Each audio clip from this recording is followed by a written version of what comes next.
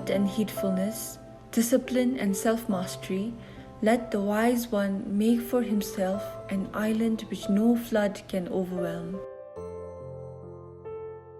Island Against Floods, the Story of Calapanthaka. While residing at the Veluvana monastery, the Buddha spoke this verse with reference to Calapanthaka, the grandson of a banker of Rajagaha. The banker had two grandsons, named Mahapanthaka and Calapanthaka. Mahapanthaka, being the elder, used to accompany his grandfather to listen to religious discourses. Later, Mahapanthaka joined the Buddhist religious order and soon after became an arahat. Calapanthaka too followed his brother and became a monk, but could not even memorize one verse in 4 months. About that time, Javaka came to the monastery to invite the Buddha and the resident monks to his house for a meal. Mahapanthaka, who was then in charge of assigning the monks to meal invitations, left out Calapanthaka from the list. When Calapanthaka learnt about this, he felt frustrated and decided that he would return to the life of a householder. Knowing his intention, the Buddha took him along and made him sit in front of the Gandhakuti hall. He then gave a clean white piece of cloth to Calapanthaka and told him to sit there, facing east, and rub the piece of cloth with his hand. At the same time, he was to repeat the word Rajoharanam, which means taking off impurity. The Buddha then went to the residence of Javaka, accompanied by the monks.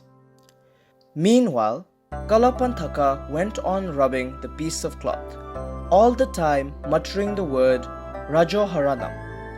Very soon the cloth became soiled.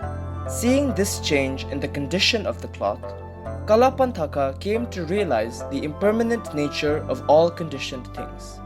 From the house of Javaka, the Buddha, through supernormal power, learnt about the progress of Calapanthaka. He sent forth his radiance so that the Buddha appeared to Calapanthaka to be sitting in front of him, saying, "It is not the piece of cloth alone that is made dirty by the dust. Within oneself also there exists dust. Only by removing the dirt could one achieve one's goal and attain arahatship." Calapanthaka got the message and attained arahatship. At the house of Javaka, they were about to offer water before serving food, as it was customary.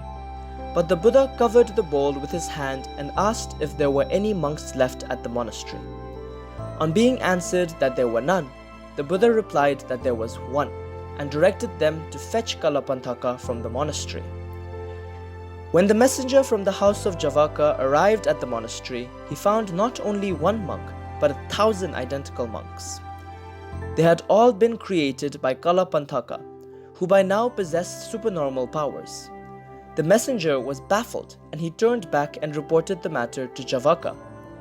The messenger was sent to the monastery for the second time and was instructed to say that the Buddha summoned the monk by the name of Calapanthaka.